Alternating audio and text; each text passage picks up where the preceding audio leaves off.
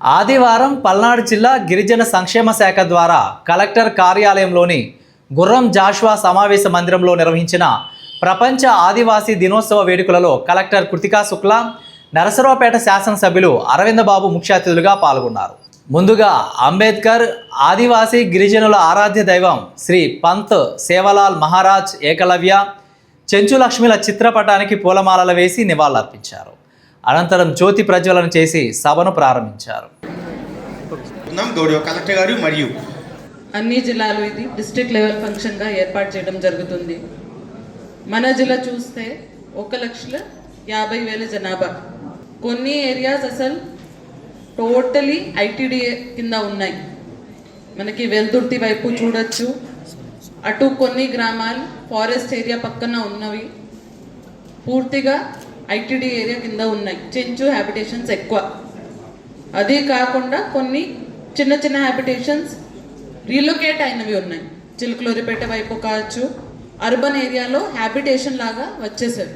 So ఇవన్నిట్లో basic facilities అంటే మన ITD area కావచ్చు లేదా మన హ్యాబిటేషన్స్ ఎక్కడ అర్బన్లో వచ్చారు వాళ్ళని ప్రత్యేకంగా చూసుకొని డిస్ట్రిక్ట్ అడ్మినిస్ట్రేషన్ ద్వారా బేసిక్ ఫెసిలిటీస్ అంటే కరెంట్, వాటర్, హౌసింగ్, దీనికోసం పిఎం జన్మన్ కింద ఇప్పటి వరకు 20 కోట్లు ఖర్చు చేయడం జరిగింది. కొత్త స్కీమ్ పిఎం జాగువా కింద కూడా ఇవన్నిట్లో శాంక్షన్ ఇవ్వబోతున్నాం. ఇది మన స్టేట్ గవర్నమెంట్ ఆఫ్ ఇండియా ముఖ్య ఉద్దేశం. ఎక్కడా కూడా ట్రైబల్ ఏరియాలో ఇప్పుడే చెప్పారు కొంతమంది వాటర్ లేదు, సమ్మర్ వస్తే మనకి ఇష్యూస్ వస్తాయి, బోర్ డ్రై అయిపోతున్నాయి, కాబట్టి అక్కడ అన్ని ఫెసిలిటీస్ ఉండాలి. ఈ సంవత్సరం ఎండ్ కల్లా అన్ని చోట అది ఇవ్వడానికి సిద్ధంగా ఉన్నాం. ఈ 2 పథకాల కింద పిఎం జన్మన్, పిఎం జాగువా. వాళ్ళ జీవనాన్ని కాపాడుకోవాలి, వాళ్ళ సంస్కృతిని కాపాడుకోవాలి. ప్రకృతిని ప్రేమిస్తారు, వాళ్ళు నేల తల్లిని ప్రేమిస్తారు. ప్రకృతే వారికి దేవుడు, భూమి తల్లి దేవుడు.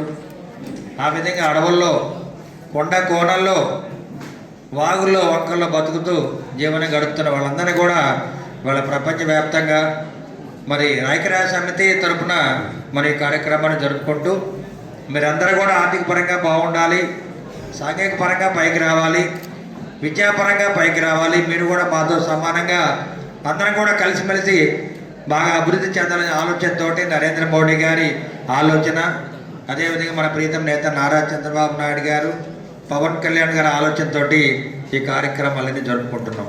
పరిష్కారం కావడానికి కానీ ఈ రకమైనటువంటి సమస్యలు చాలా ఇంకా తీవ్రంగా గమనిస్తూ ఉన్నాయని చెప్పి తెలుస్తూ ఉంది. అదే రకంగా బయట జనాలు మరి ట్రైబల్స్ సంబంధించినటువంటి సెంట్రల్ గవర్నమెంట్ కానీ రాష్ట్రంలో ఉన్నటువంటి నిధులు చాలా ఉన్నాయి కానీ చేసుకుంటే పరిస్థితి చెప్తా ఉన్నారు. కాబట్టి ప్రజాప్రతినిధులకు ప్రత్యేకమైనటువంటి గిరిజనులు కేటాయించే నిధులు మరి వారికే ఖర్చు అయ్యేటట్టుగా మరి వారికి అభివృద్ధి కోసం, విద్య కోసం కానీ, వైద్యం కోసం కానీ, గ్రామీణ ప్రాంతాల్లో మౌలిక సదుపాయాల కోసం కానీ ఎన్ని ఖర్చు చేసి అభివృద్ధి చేయవలసినటువంటి అవసరం ఉంది.